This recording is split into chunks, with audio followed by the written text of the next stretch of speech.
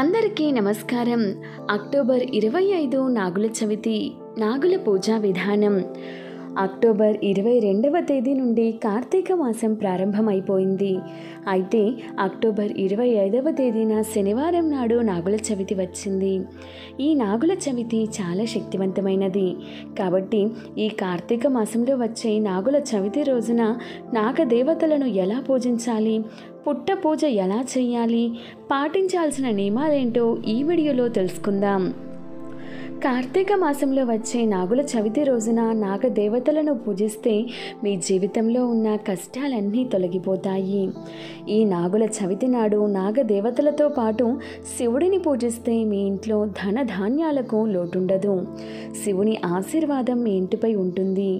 November 25వ తేదీన శనివారం నాగుల చవితి నాడు ఉదయాన్నే నిద్రలేచి తలంటూ స్నానం చేసి ఇల్లంతా శుభ్రం చేసుకొని ఇంటి గడపలకు పసుపు రాసి కుంకుమ బొట్లు పెట్టుకోవాలి. ఈ నాగుల చవితి నాడు ఇంటి గుమ్మానికి మామిడి తోరణాలు కట్టుకుంటే మీ ఇంటికి ఐశ్వర్యం సిద్ధిస్తుంది.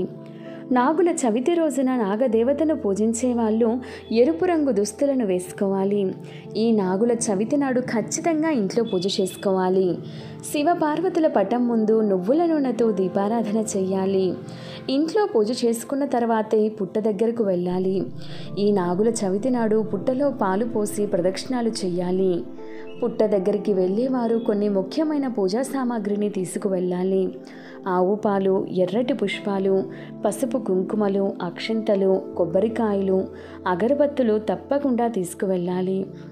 అలాగే నాగదేవతకు నైవేద్యంగా చలిమిడి తయారు చేసి చిన్న చిన్న ఉండలుగా చేసుకోండి.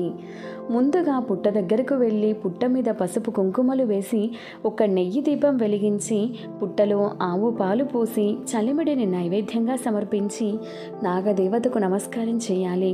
అరటి పండ్లు, వడపప్పు, చలిమిడి వంటి వాటిని నైవేద్యంగా సమర్పించాలి. తర్వాత కొన్ని అక్షింతలను చేతితో పట్టుకొని పుట్ట చుట్టూ 3 సార్లు ప్రదక్షిణలు చేయాలి. తర్వాత అక్షింతలను పుట్టపైన చల్లాలి. పుట్ట దగ్గర ఒక కొబ్బరికాయను కొట్టి ఆ నీటిని పుట్టపై చల్లాలి. పుట్ట మన్నును తీసి చెవికి పెట్టుకుంటే చెవి బాధలు, కంటి బాధలు తగ్గుతాయని నమ్మకం. సంతానం కోసం ఎదురు చూసేవారు కూడా నాగుల చవితి నాడు పుట్ట వద్దకు వెళ్ళి పుట్ట మన్నును తీసి పొట్టకు రాసుకుంటే గర్భాశయ సమస్యలన్నీ తొలగిపోయి సంతాన ప్రాప్తి లభిస్తుంది. కోడిగుడ్డును సమర్పించాలనుకునేవారు పుట్ట పైనే పెట్టాలి. అంతేకాని పుట్టకున్న రంధ్రాలలో కోడిగుడ్డును వేయకూడదు.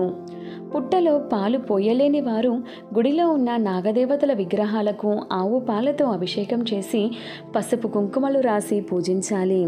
ఇలా చేయడం వల్ల నాగదేవతల సంపూర్ణ ఆశీర్వాదం లభిస్తుంది. ఈ నాగుల చవితి నాడు నాగేంద్ర అష్టోత్తరం, నాగేంద్ర సహస్రనామములు పఠించడం ద్వారా మీ ఇంటికి అఖండ రాజయోగం ప్రాప్తిస్తుంది. ఈ స్తోత్రాలు పఠించలేని వాళ్ళు ఓం నాగేంద్ర స్వామినే నమః అనే మంత్రాన్ని 108 సార్లు జపించాలి.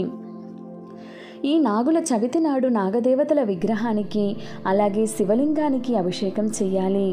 నాగుల చవితి రోజున ఎవరైతే శివుడిని అభిషేకిస్తారో అలాంటి వారికి అఖండ రాజయోగం లభిస్తుంది. చెరుకు రసంతో శివలింగానికి అభిషేకం చేస్తే మీకున్న డబ్బు సమస్యలన్నీ తొలగిపోతాయి. ఆవు పాలతో శివుడిని అభిషేకిస్తే అష్టైశ్వర్యాలు సిద్ధిస్తాయి. ఈ నాగుల చవితి నాడు ప్రతి ఒక్కరూ కొన్ని నియమాలను పాటించాలి. ఈ రోజున ఎట్టి పరిస్థితుల్లోనూ పొలం పనులకు వెళ్ళకూడదు.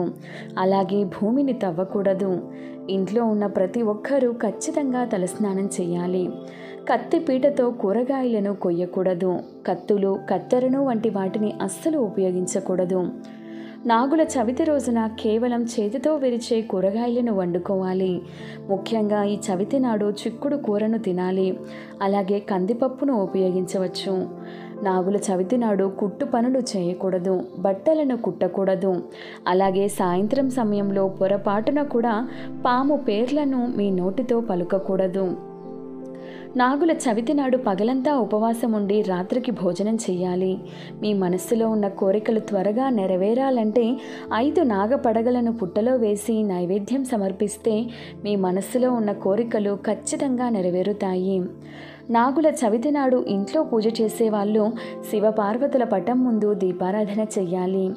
అలాగే మీకు వీలు కుదిరితే బియ్యం పిండిలో జంట నాగుల రూపును తయారు చేసి పసుపు రాసి కుంకుమ బొట్లు పెట్టి నాగ పడకలకు ఇంట్లోనే పూజ చేసుకోవచ్చు.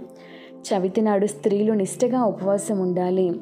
స్త్రీలు చేసే ఉపవాసం వల్ల మీ కుటుంబానికి చాలా మంచి జరుగుతుంది. నాగుల చవితి రోజున నాగదేవతలను పూజిస్తే కాలసర్ప దోషాలు, రాహుకేతు దోషాలు తొలగిపోతాయి. నాగదేవతలను పూజించిన వారికి అష్టైశ్వర్యాలు సిద్ధిస్తాయి.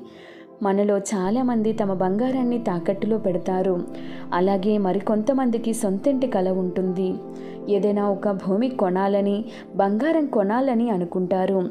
అలాంటి వారు ఈ నాగుల చవితి నాడు జంట నాగుల విగ్రహాలకు ఆవు పాలతో అభిషేకం చేసి నాగదేవతల విగ్రహం ముందు ఒక మట్టి ప్రమిద పెట్టి అందులో ఆవు నెయ్యి పోసి దీపం వెలిగించి మీ సమస్యలు నాగదేవతకు చెప్పుకుంటే మీ సమస్యలకు మంచి పరిష్కారం లభిస్తుంది.